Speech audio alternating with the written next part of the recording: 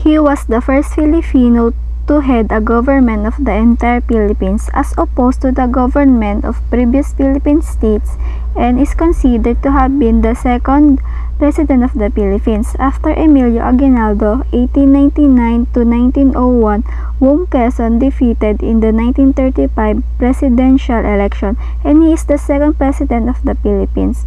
Born August 19, 1878, Baler, died August 1, 1944, Saranac Lake, New York, United States. Post Aurora, Quezon, 1918 to 1944.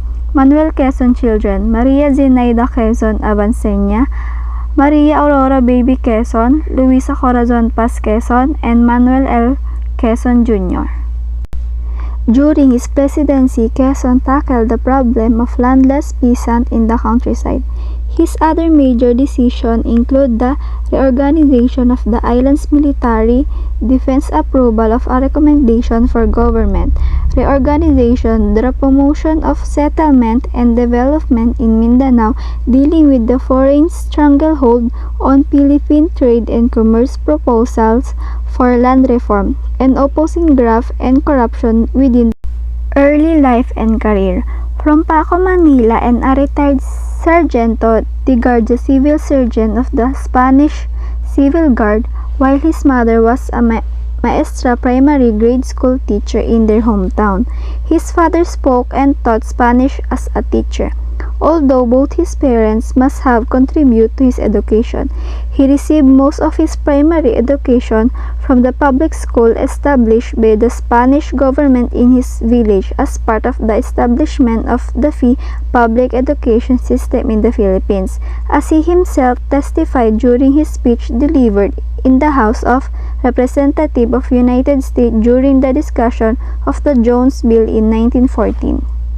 Manuel Luis Quezon served under General Emilio Aguinaldo as an aide-de-camp.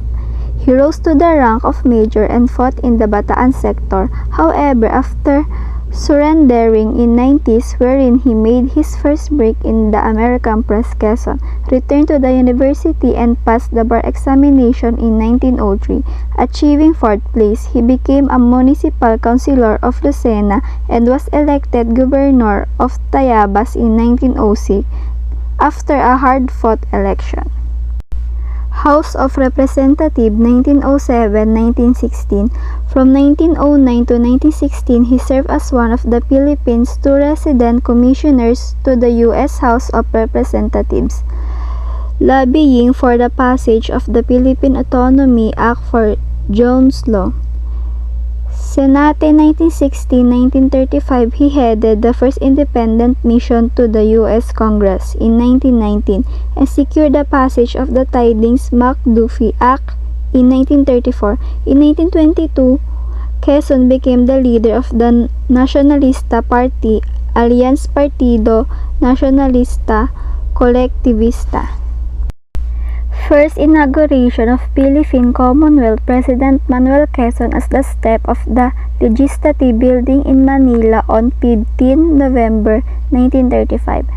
Presidential Heir of Manuel Luis Quezon display at Museo ng Pampangulong Sasakyan, Presidential Car Museum. Manuel Quezon signing documents. Upon the creation of the Commonwealth, the economic condition of the nation was stable and promising, with foreign trade reaching a peak of 400 million pesos. The upward trend in business was unexecuted and assumed the aspect of a boom. Export crops were generally good with the exception of tobacco. They were all in high demand in foreign trade markets. President Quezon signing the Women's Suffrage Bill following 1937 plebiscite. President Quezon initiated women's suffrage in the Philippines during the Commonwealth era. As a result of the prolonged debate between the proponents of women's suffrage and their opponents, the Constitution finally provided that the issue be resolved by the women themselves in a plebiscite. Quezon broadcasting to his countrymen in Manila from Washington, D.C., April 5 for the first 25 minutes on air. Quezon discussed women's suffrage and urged that the 10-year independence program be limited to a shorter period, May 4, 1937. Following a rather vigorous campaign on the day of the plebiscite, the turnout of female voters was impressive. The affirmative votes number 400,047,7225 as against 44,307 who opposed the grant. Third official language, C.A. DeWitt and Manuel Quezon. Quezon established the Institute of National Language (INL) to create a national language for the country on December 30, 1937. President Quezon, through Executive Order Number 134, officially declared Tagalog as the basis of the national language of the Philippines. President Quezon with some of his family members are welcomed in Washington, D.C. by President Roosevelt. After the Japanese invasion of the Philippines during World War II, he evacuated to Corregidor where he was formally inaugurated for his second term, then the Visayas and Mindanao. Upon the invitation of the U.S. government, he was further evacuated to Australia and then to the United States, where he established the Commonwealth government in exile with headquarters in Washington, D.C. President Manuel Quezon official portrait at Malacañang Place. Early in November 1942, Quezon held conference with President Roosevelt to work out a plan for the creation of a joint commission to study the economic condition of post-war Philippines.